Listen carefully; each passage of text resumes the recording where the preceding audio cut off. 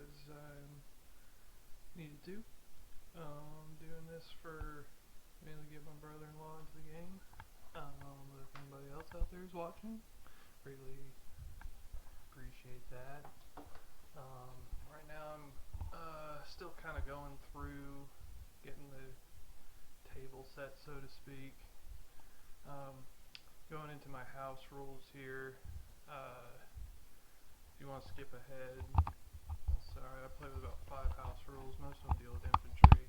This first one is this faction here that I'm looking at, the Chinese KMT. They are minor power. They have this rule that I think is absolutely stupid. It makes them a chance for them to retreat on an attack move, and I just take that out of the game.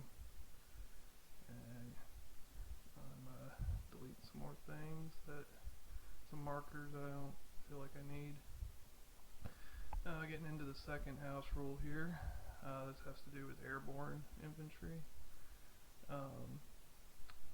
The defense rating for the airborne is extremely low. They're on par with militia for. I just think that's ridiculous. So I give them a +1 on defense. That makes them slightly better than militia. Regular airborne slightly better than militia, and then elite airborne, they are then on par with regular infantry. So makes them able to defend a little bit better.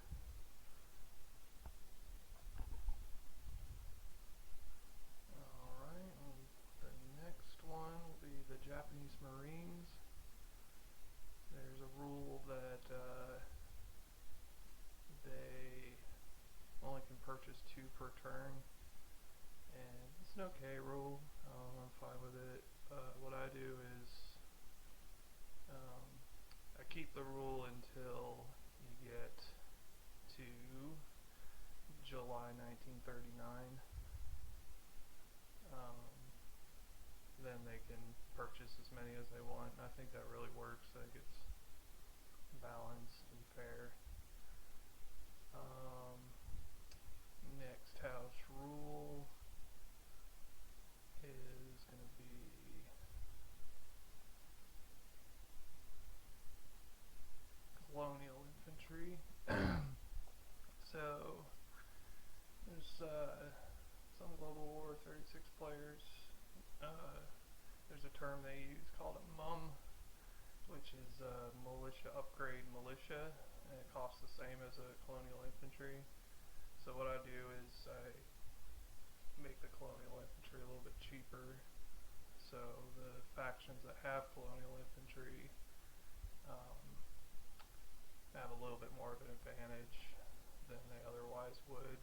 Here I'm kind of explaining the militia upgrade militia, so it's basically the same as just placing a regular infantry down, because that militia upgrade gets turned into a regular infantry, and then you place another militia. So the only real advantage to having colonial infantry is you don't have to have a militia in that territory to drop an infantry down. But yeah, I make it a little cheaper. You can only purchase 2 per turn anyway, so I make them $3 instead of $4. It gives those 3 factions, Commonwealth, France, and Italy, a little bit of an advantage there than they otherwise would. There's just not much of an advantage with them being $4. I think that's all the house rules I got. Now there's one more here. This has to do with Russia and the Comintern. So there's this rule where they can send supplies to a Chinese CCP territory, and with using their air transport, and they can move, their air transport can move 6 spaces, so in order to get them to Shensi they have to be in that space. But the rule goes like they have to send the supplies there first, and then on the next turn the CCP can use those supplies to upgrade a militia. I just say, hey, go ahead and upgrade that militia. militia. It's kind of silly. And I think that's about, yeah, that's all the house rules I play with.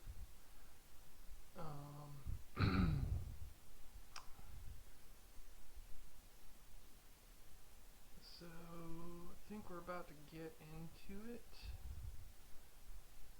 I'm gonna try to play with some different strategies this game.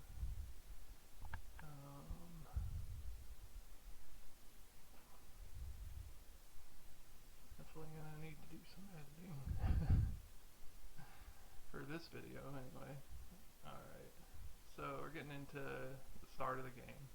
So Germany goes first, and I'm choosing the technologies I want to go for as Germany.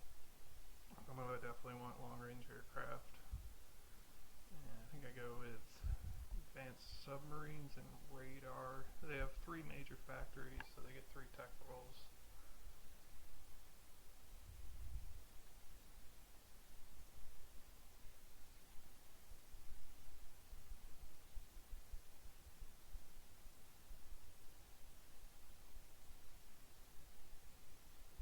So here we go. Game starting off.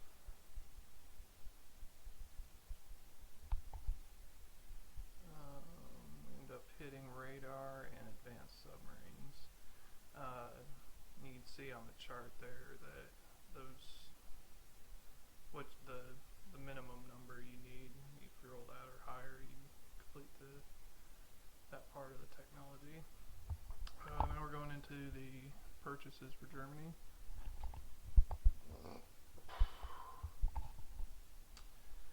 Of course, pretty standard purchase. I'm gonna upgrade the medium factory to a major factory in eastern Germany. You see on the build queue here, get a submarine to place at the end of the turn. It starts the game like that. And then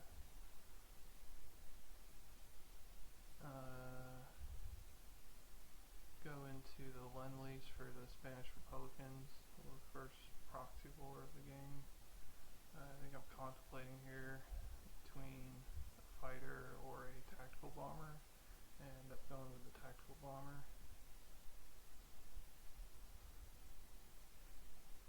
And that's $11, so I just end up going with the infantry to finish it off, regular infantry. Pretty standard. I accidentally grabbed the militia.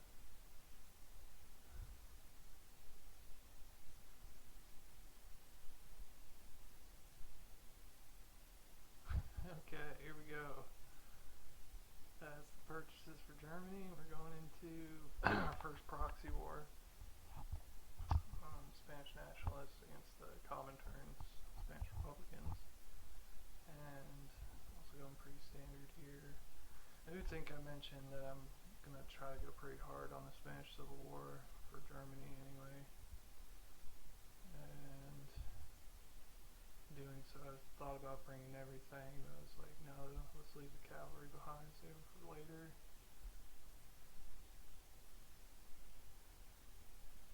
Taking a little risk there, but as you'll see, it ends up paying off.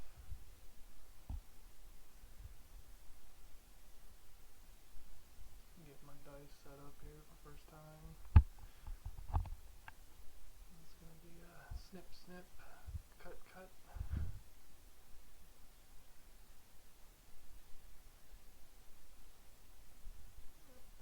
I think I end up going with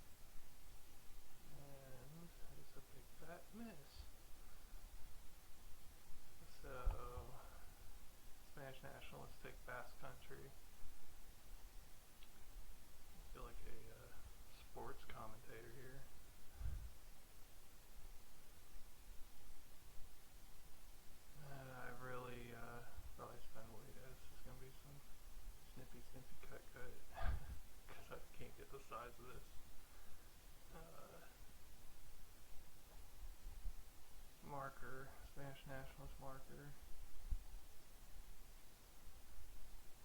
Is that good? Is that too big? I think I just go with it. So now we're going to go into the non-combat part.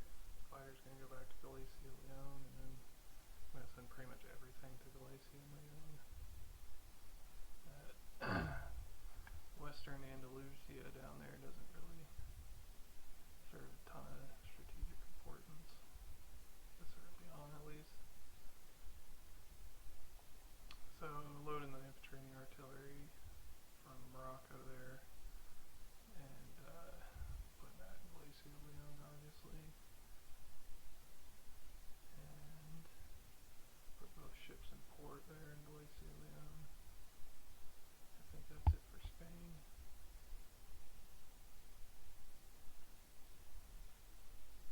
So obviously doing the annexation of Australia, as Germany gets to do.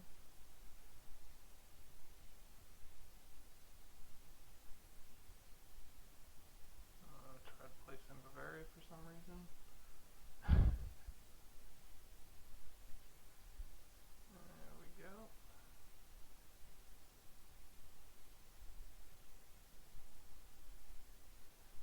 I'm going to go adjust the income tracker. Austria's worth 2, so Germany goes up 2, and per the rules, the British Commonwealth, or Great Britain, and France each get a 1 income increase of 1,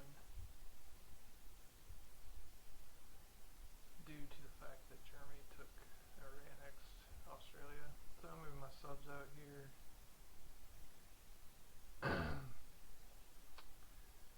I get to move 4 because of the sub base in Western Germany.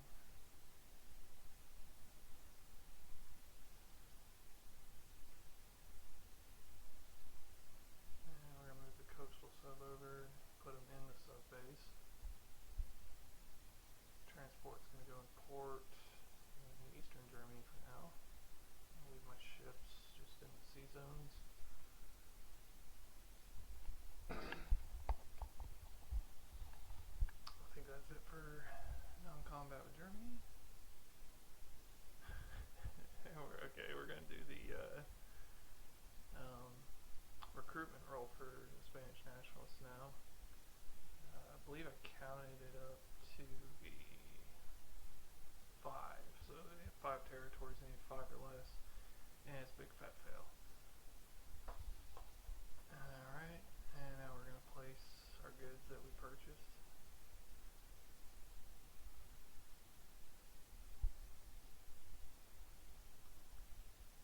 We're going to upgrade the medium factory to a major factory in Eastern Germany. But first we're going to send the tactical bomber to the Spanish nationalists, 1, 2, 3, 4, 5, into Galicia Leon. Got built at the factory in Western Germany. And place our infantry in Bavaria. Place the sub at the sub base. Or no, we're going to place it in the sea zone. I guess the sub was also built in Western Germany. They get 5 with a major factory. Obviously the infantry in Bavaria is built in Bavaria. Upgrade the factory in Eastern Germany to collect our income. And that's Germany round 1. We'll be back for Russia round 1, July 1936. Thanks for watching.